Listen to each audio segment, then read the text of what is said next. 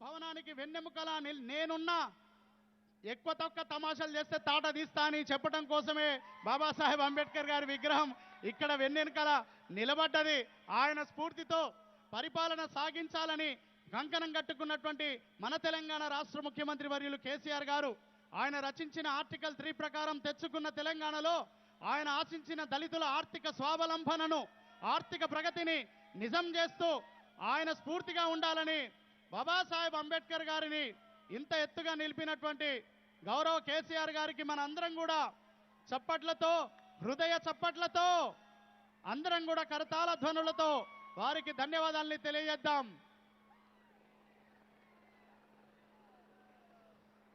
వచ్చింది హెలిప్యాడ్. అందరి దృష్టి ఆకాశం వైపే. ఆకాశం అంటే అనంతం. మన జీవితంలో మన గోల్స్, మన గమ్యాలు, మన టార్గెట్ కూడా అనంతంగా పెట్టుకోవాలి. ఒక ఉక్కు సంకల్పాన్ని, దృఢ సంకల్పాన్ని జ్ఞానంతో దాన్ని సత్యం చేసుకుని అదిగో చూడండి, డాక్టర్ బాబాసాహెబ్ అంబేద్కర్ విగ్రహాన్ని పైన పూల వర్షం. ఎన్నో సంవత్సరాలుగా కన్నీటి వర్షంలో ఉన్న కుటుంబాల్ని తన వేళ్లతో తుడిచిన మహనీయుడు డాక్టర్ బాబాసాహెబ్ అంబేద్కర్ గారి చేత కాన్స్టిట్యూషన్ ఆఫ్ ఇండియా, భారత రాజ్యాంగ గ్రంథాన్ని చూస్తూ ఉన్నాం. అదిగో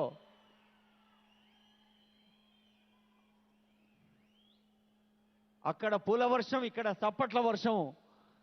ప్రతి సామాన్య పౌరుడు, every citizen is taking part in this grand occasion.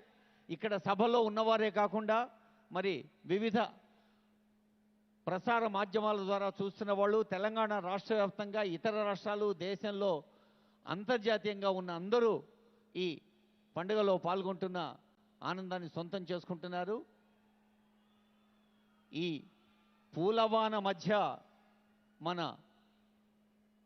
గుండె తడిని ఒక ఆత్మీయపు జడివానగా మార్చి డాక్టర్ బిఆర్ అంబేద్కర్ గారి విగ్రహావిష్కరణలోని తర్వాతి ఘట్టం గౌరవనీయులైన ముఖ్యమంత్రి వర్యులు, గౌరవ అతిథి, షెడ్యూల్డ్ కులాల సంక్షేమం కోసం కృషి చేస్తున్న మంత్రివర్యులు కొప్పుల ఈశ్వర్ గారు, మరి ఈ నిర్మాణ కార్యక్రమాల్ని పర్యవేక్షించిన రోడ్లు భవనాల శాఖ మంత్రులు ప్రశాంత్ రెడ్డి గారు, ఇంకా ఎందరో మంత్రివర్యులు, మంత్రివర్గ బృందం, అలాగే ప్రజాప్రతినిధులందరూ ముఖ్యమంత్రి గారి వెంట ఈ ఆవిష్కరణలో పాల్గొనేందుకు వెళుతున్న దృశ్యాన్ని చూస్తున్నాం. మరి ఇంకా చాలామంది